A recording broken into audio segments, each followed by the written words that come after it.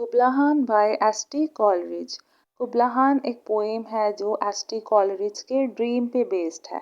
ST. Coleridge कुबला Khan के बारे में पढ़ के ही सोए थे और उसी से रिलेटेड ही उन्हें ख्वाब आ गया। उन्होंने क्या किया, उठने के बाद कॉपी पेंसिल उठाई और अपना ख्वाब एक पोइट्री की फॉर्म में लिखना शुरू कर दिया। जिस तरह हम अपने एक्साइटिंग ख्वाब अपने फ्रेंड्स या फैमिली को सुनाते हैं, बिल्कुल उसी तरह से एस.टी. कॉलरिज ने बीइंग अ पोएट अपने ख्वाब को पोएट्री के थ्रू लिखना शुरू कर दिया। और अपने ड्रीम के अलावा उन्होंने अपनी क्रिएटिव और इमेजिनेटिव एबिलिटी का भी इस्तेमाल किया है। और ये पोएम हमें बिल्कुल ही एक अलग दुनिया में ले जाती है। और मैं टेक्स्ट एक्सप्लेन नहीं कर रही, मैं आपको एक स्टोरी की फॉर्म में सुनाऊंगी। कुबला खान अपनी पोएम की शुरुआत एक इमेजिनेटिव जगह जिनाडो से करते हैं। कुबला खान ऑर्डर देता है कि उस जगह पे एक अजीमुल शान प्लेयर डोम तमीर किया जाए। प्लेयर डोम से आप मुराद ले सकते हैं एक तफरीही गुंबद। और उस जगह के करीब एक सैक्रेड रिवर बहता है और उस रिवर का नाम है एल्फ। और वो दरिया गारों से बहता हुआ एक गहरे तारीक समंदर में जाके गिरता है। यहाँ गहरे तारीक समंदर के लिए सनलेस सी का वर्ड इस्तेमाल हुआ है, जहाँ पर सूरज की रोशनी नहीं पहुँचती। और वहाँ 10 मील्स तक जरखेज ज़मीन है और उसके इर्द गिर्द वॉल्स और टॉवल्स ग्रिल किए हुए हैं। और इर्द गिर्द का मंजर बहुत ही खूबसूरत और शादाब है।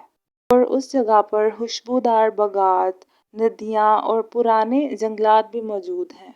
और ये स्टैंजा मिस्टीरियस और ड्रीम लाइक एटमॉस्फेयर क्रिएट कर रहा है। अगले स्टैंजा में पोएट एक डीप रोमांटिक कैज़म का जिक्र करते हैं। कैज़म एक डीप नैरो होल होता है जो ज़मीन की सरफेस को डिवाइड करता है। यानी आसान लफ्ज़ों में आप कह सकते हैं ज़मीन के अंदर एक होल का जिक्र करते हैं जो सबज़ पहाड़ी पर दीवार के दरख्तों से ढका होता है। और वहाँ पे एक औरत होती है जो अपने डीमन लवर के लिए सोग मना रही होती है चांद की रोशनी में। और उस कैसम से एक पानी का फुवारा फूटता है जो बड़े बड़े पत्थरों को उछालता है। और वो फाउंटेन इतना वायलेंट होता है कि उसके इर्द गिर्द की जो ज़मीन होती है ना, वो ऐसे लगता है कि जैसे एक आदमी मरने वाला है, वो अपनी आखिरी सांसें ले रहा है। और जो सैक्रेड रिवर एल्फ है वो भी इसी पानी से बना है। और पानी वहाँ से होता हुआ जिगजैग करता हुआ जंगलात और वादियों से गुजरता गुजरता एक बेजान समंदर में जाके गिरता है।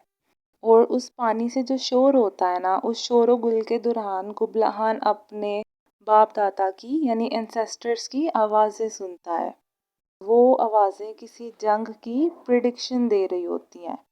फिर नेक्स्ट स्टैंजा में वो एक प्लेयर डोम के शैडो की बात करता है। वो शैडो लहरों पर तैरता नजर आ रहा होता है। और वो प्लेयर डूम एक बहुत ही रेयर और मिरेक्युलस आर्किटेक्चर है। ऐसे लगता है कि उसने समर और विंटर को कंबाइन कर दिया है। यानी आग या बर्फ को कंबाइन करके एक पैलेस बना दिया गया है। उसके ऊपर वाले हिस्से पे सूरज पड़ रहा होता है, लेकिन नीचे वाले जो हिस्से होते हैं वो बर्फ से बने होते हैं, लेकिन वो बर्फ मेल्ट नहीं होती। फिर वो किसी खूबसूरत लड़की को इंट्रोड्यूस करता है जो किसी और कंट्री से है। और वो लड़की अपनी नेटिव लैंग्वेज में गाने गा रही होती है। और ऐसे लगता है कि जैसे वो अपने घर से बड़ी दूर है, बड़ी उदास है और वो वापस अपने घर जाना चाहती है।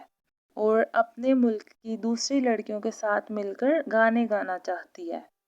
नेक्स्ट स्टैंजा में पोएट कहता है कि काश वो उस लड़की के गीत को अपने अंदर जिंदा कर ले, क्योंकि वो इतना डिलाइट म्यूज़िक है कि वो अपनी शायरी के ज़रिए हवा में ही तफरीही गुंबद तख्लीक कर सकता है। यानी वो म्यूज़िक इतना खूबसूरत है कि वो उसको सुनते सुनते अपनी पोइट्री के थ्रू ही हवा में एक प्लेयर डूम बना लेगा। वही सनी डूम जो नीचे से बर्फ़ का था। और जो भी वो म्यूज़िक सुनेंगे वो इतना मुतासिर होंगे और वो सब कहेंगे बिवेयर बिवेयर। अब हम लास्ट 5 लाइन्स की बेटर अंडरस्टैंडिंग के लिए इनका टेक्स्ट पढ़ेंगे। His flashing eyes his floating hair, उसकी चमकती आंखें और हवा में लहराते बाल। Weave a circle around him thrice, वो शायर के गिर्द 3 बार दायरा बनाएंगे। And close your eyes with holy dread, और मुकद्दस खौफ के साथ अपनी आंखें बंद कर लेंगे।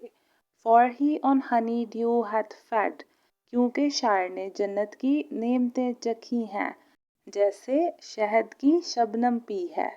शबनम कहते हैं ना जो ओस पत्तों पे गिरती है, लेकिन पोएट ने हनी ड्यू पिया है।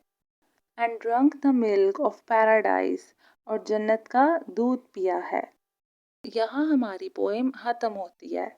ये पोएम एक्सप्लोर करती है पावर ऑफ इमेजिनेशन और क्रिएटिविटी को, और एक ड्रीम लाइक एटमॉस्फेयर क्रिएट करती है, और बहुत ही मिस्टीरियस एलिमेंट्स मिलते हैं इसमें हमें। और इस पोएम में काफ़ी सिंबलिज्म, इमेजरी और मेटाफर्स का इस्तेमाल हुआ है। इस पोएम के थीम्स हैं the power of nature, the creative process, the relationship between art and nature, the power of the imagination, the dreamlike quality of art, the fleeting nature of beauty, the attempt to capture beauty.